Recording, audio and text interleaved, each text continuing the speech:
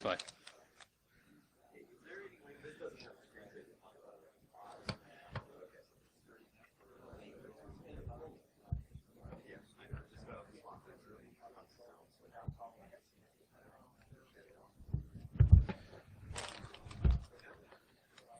What is the... No, that's good. You can close this. I'll just leave that. Okay. They're recording. Oh, that's fine, yeah. As long as it doesn't fall off. So. They're going to scramble to find something. Oh, that's good. Can you stand on a chair and speak? This is the first. We've never actually had a problem where we had the speaker couldn't see over the podium. That's true, yeah. Alrighty. So PC1.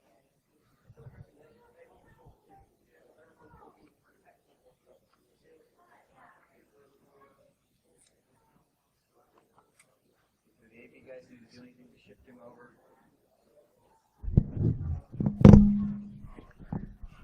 Put a chair here.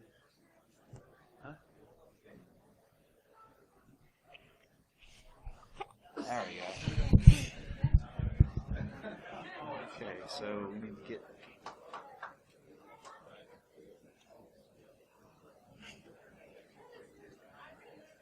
Do you have to do something to cut him over to the screen? Yeah, he's got slides. Yes, yeah. I need to check this out and see if It should. there's no signal. Oh, There you go. there you go. All right, cool. It There just we go. sometimes takes a few minutes. Yeah. Oh. And then you can do that.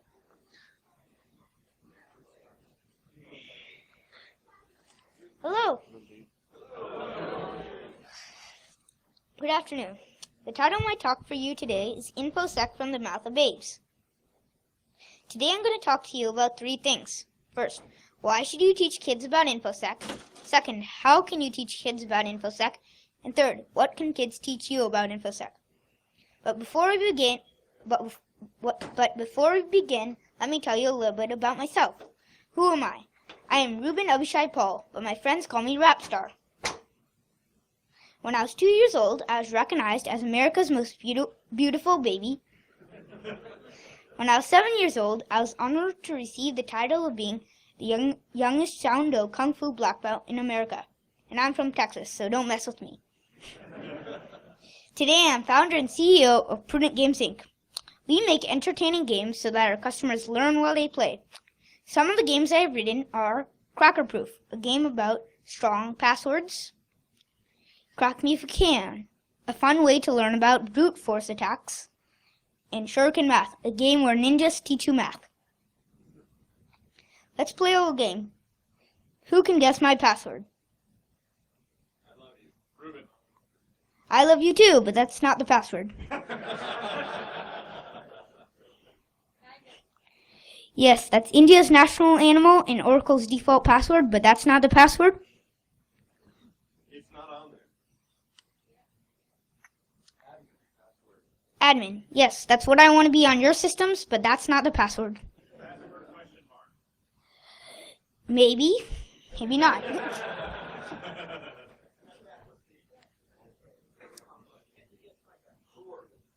Hey, that's Colley's default password, not mine. That's not 8 characters long, so that's not the password. Actually, none of these are my password, because my password is strong password. I used my own app, Cracker Proof, to build my password. Why don't you check it out in the App Store? When I grow up, I want to be a cyber spy. It all began when my first grade teacher asked me what you want to be when you grow up, and this is what I drew. This is me chilling out. This is my SQL injection hack going through the cloud. And this is a firewall looking much like all of yours. And this is the other computer pwned. Now let's start with why should you teach kids about InfoSec? We used to live in a world that was physically insecure with wars that were fought with bombs such as the Fat Boy. But today is equally insecure, or even more, because somebody with a fat finger could trigger a bomb even more deadly than the Fat Boy. now also live in a world with new technologies and millions of apps, which kids like me and your kids use. Here's an example of my little brother Itai busy on his business call. So with all this new technologies and apps, you should teach your kids to use it carefully and securely. Another reason why you should teach your kids about InfoSec is because schools don't teach it. I think schools don't teach it because they are not aware of its importance. It could also be because they think that all hackers are bad, which is not necessarily true. How many of you are bad? Don't show your hands. Now, let's look at how can you teach kids about InfoSec. First, get them the right tools. My mom gave me my first computer, which was a hand-me-down. It would take forever to download, install, or compile anything, and run as slow as Dr. Nefario's scooter. Then my parents got me this other computer, which runs as fast as this Lamborghini, which hopefully will be my future car, unless Dr. Charlie Miller hacks it. Second, make it fun for kids. Kids learn by having fun. Let them think that they're playing a game. My dad once asked me to check if the Linux headers were ready. This is what I typed. Is headers ready? It responded by saying, is command not found. So I had to bash the computer a few times. It still would not accept my command. So I asked the computer a simple question, what? It still would not accept my command. This was driving me crazy. And I told this to the computer, but it still would not accept my command. So I said bye. It was fun and I learned about some valid Linux commands. No, actually some invalid Linux commands and a little bit about fussing. And finally, let me tell you about what can kids teach you about InfoSec. How many of you have children that listen to you the very first time? You need patience to bring up kids. You also need patience to be good at InfoSec. How many times should you try? You should try until you get what you want. I once asked my mom what's the difference between a good hacker and a bad hacker. She said a good hacker always listens to his mama, and a bad hacker doesn't. No, okay, the real difference between a good hacker and a bad hacker is a good hacker always plans, prepares, and perseveres. And a bad hacker, well, doesn't. Another thing that kids can teach you is about social engineering. Kids are the best social engineers, followed by puppies, and possibly the Social Engineering Toolkit by Dave Kennedy and his trusted sec team.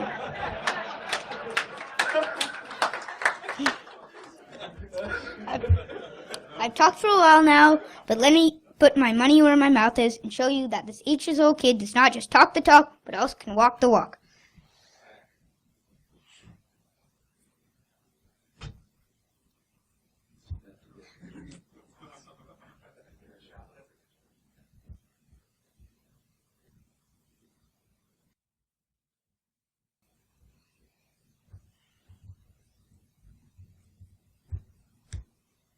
What I'm going to show you today is going to be there.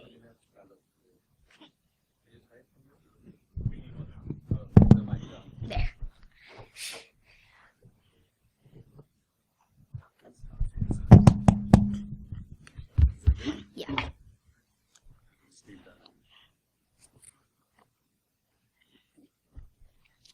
What I'm going to demonstrate to you first is a Java applet attack using Social Engineering Toolkit.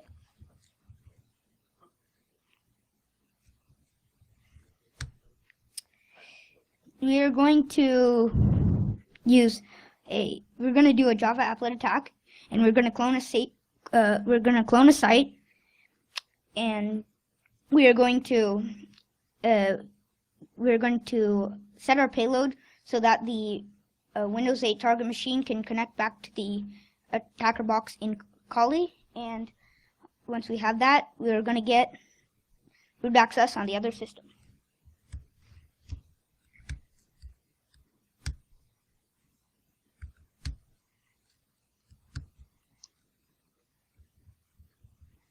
Oh, and we also need our IP address.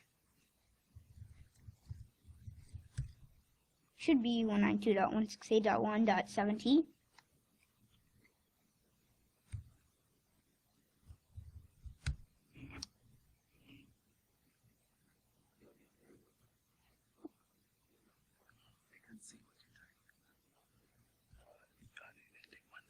to the 168, so say no. Okay, now to the IP address. You missed the 168, so you can see over there. There you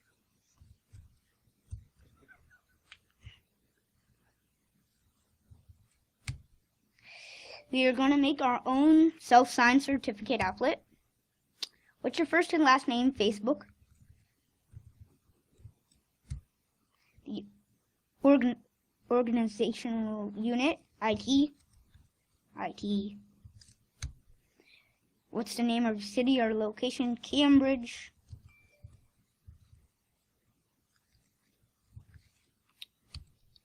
And Massachusetts. US. Yes. Our site for today we're going to clone is going to be facebook.com.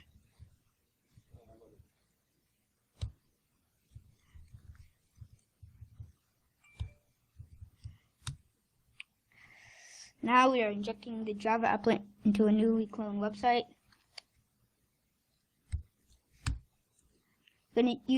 We are going to wrap the payload with Chicago 8 so that antivirus detection doesn't catch it.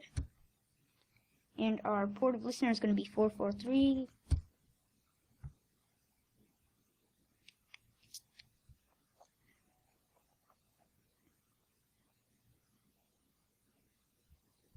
Might take a little bit. So generally we would send an email to the target machine, or all our victims, but today for time purposes we're not going to do that. We're just going to assume that they clicked on the link.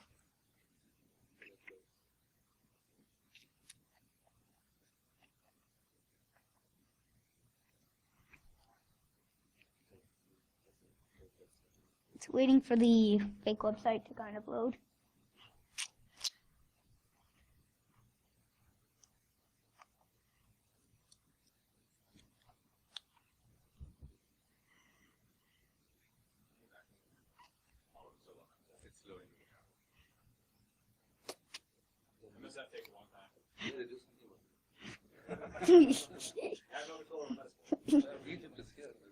Yeah, Reuben, Python is going to load in 2 seconds. Just have that out there.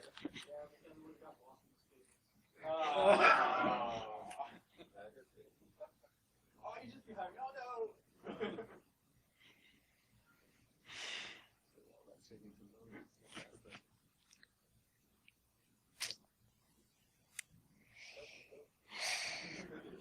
There you go. So we're connecting back to the fake website.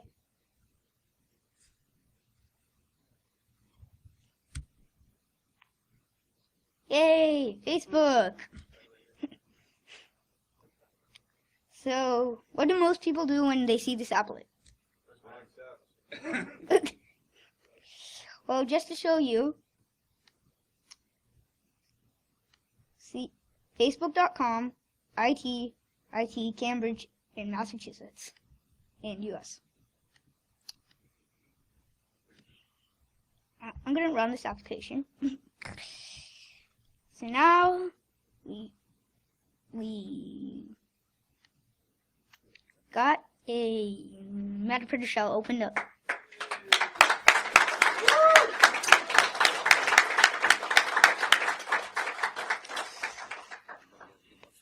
Yeah, it's going to get some more sessions opened. We're going to start an interaction with session 1.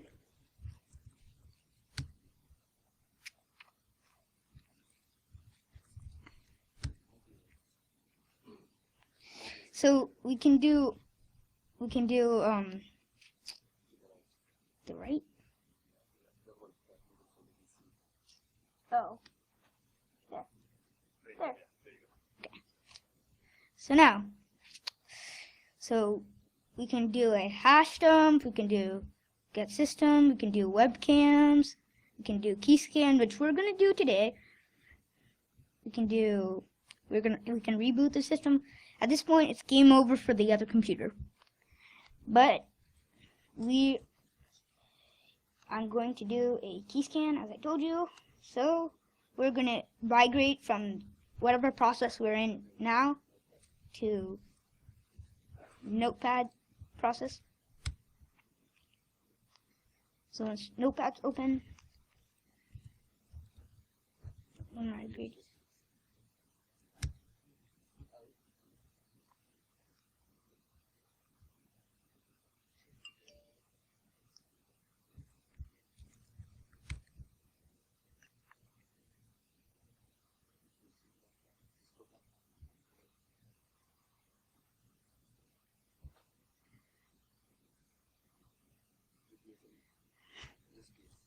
PS.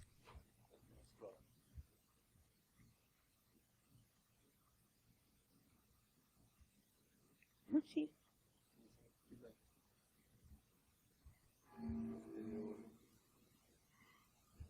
If anybody sees the Notepad process There you go. 2160. So now we're migrating to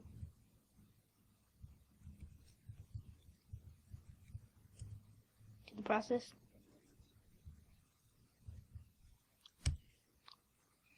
So this was our old process, 3, 2, 5, 6.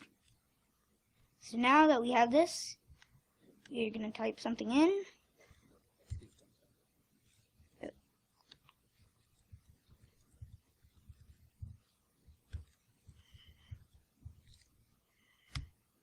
So we started the key scan sniffer, and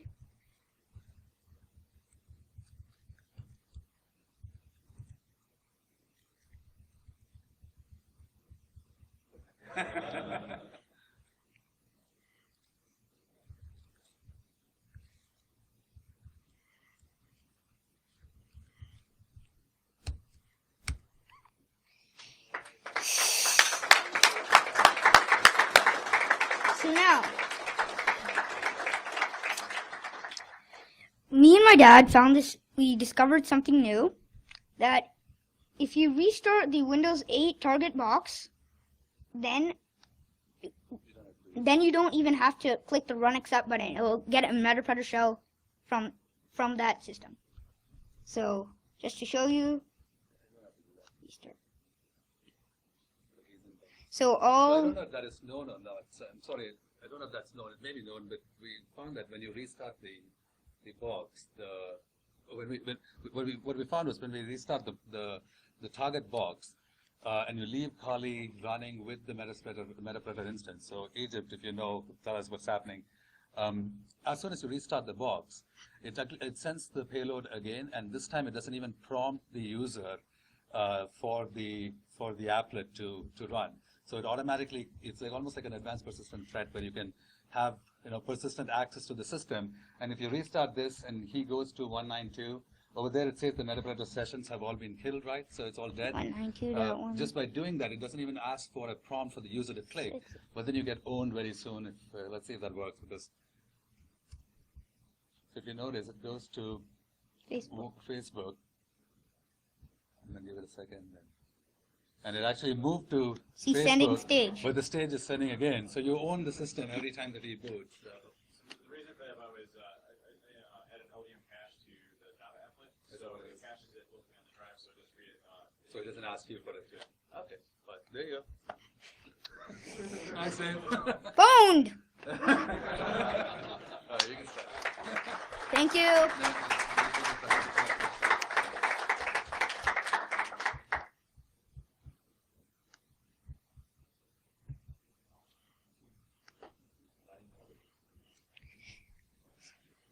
I want to thank my God, Jesus Christ, for the gifts he has given me.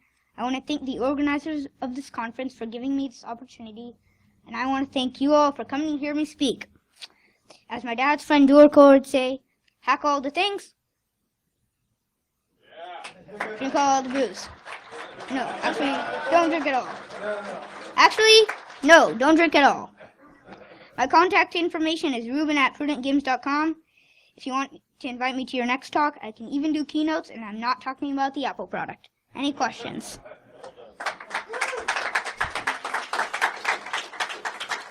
Any questions? So I noticed you had Spider-Man on your laptop.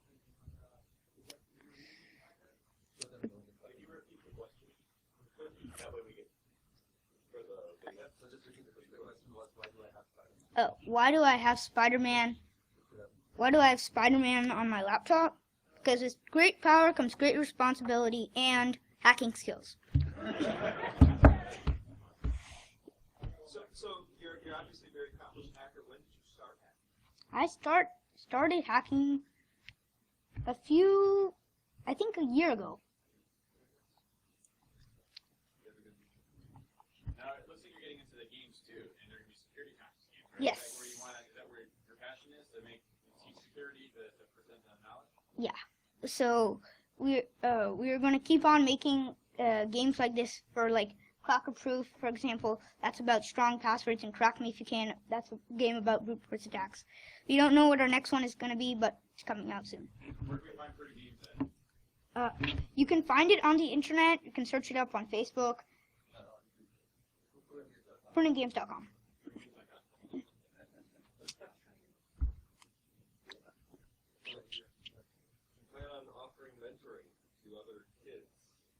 Yes, I would certainly. Yes, I would certainly recommend hacking for kids. I'd certainly recommend this for kids and everybody else. All the way in the back. So you focus a lot on your attack methodology. Have you done anything on the defense side? Do you talk to people about how to defend against these types of attacks as well? I haven't done that yet, but I might do that, but we don't know for sure. All the way in the back.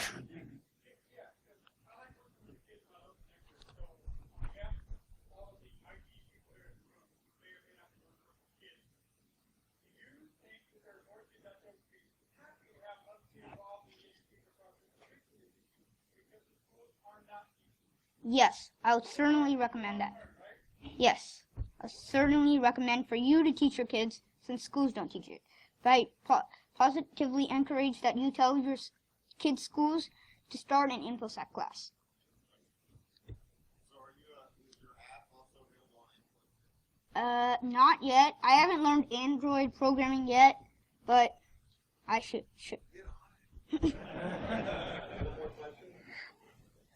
Raising hand in the back.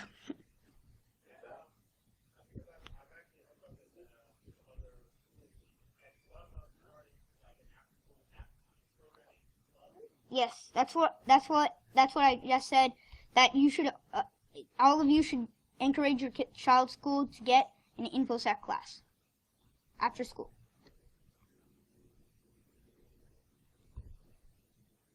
Thank you.